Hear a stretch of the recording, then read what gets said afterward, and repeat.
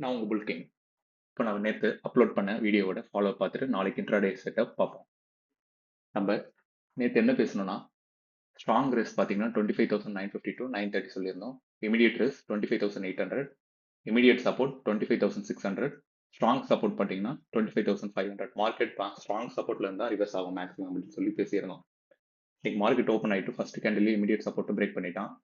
அங்கேருந்து ஸ்ட்ராங் சப்போர்ட்ல இருந்து ஒரு ரிவர்சல் கொடுத்துட்டு அங்கேருந்து பார்த்தீங்கன்னா 300+ பாயிண்ட்ஸ் வந்து நம்மளுக்கு ஏறி இருக்கு. ஸோ இன்னைக்கு மார்க்கெட் நல்ல ரியாக்ட் பண்ணியிருக்கு நம்ம ஸ்ட்ராங் சப்போர்ட்டை. நாளைக்கான இன்ட்ராடே செட்டப் பார்ப்போம்.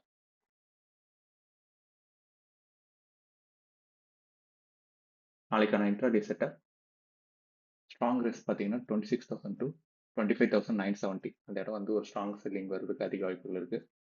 அதை ஃபாலோ பண்ணி கீழே வந்தீங்கன்னா இமீடியட் ரேஸ் வந்து 25,871 இமீடியட் ரேஸாக இருக்குங்க. அதை ஃபாலோ பண்ணி கீழே வந்தீங்கன்னா இமீடியட் சப்போர்ட் பார்த்தீங்கன்னா 25,600.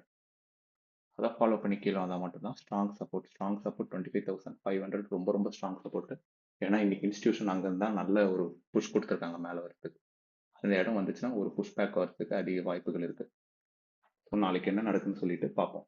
தேங்க்யூ ஃபார் வாட்சிங். Have a nice day.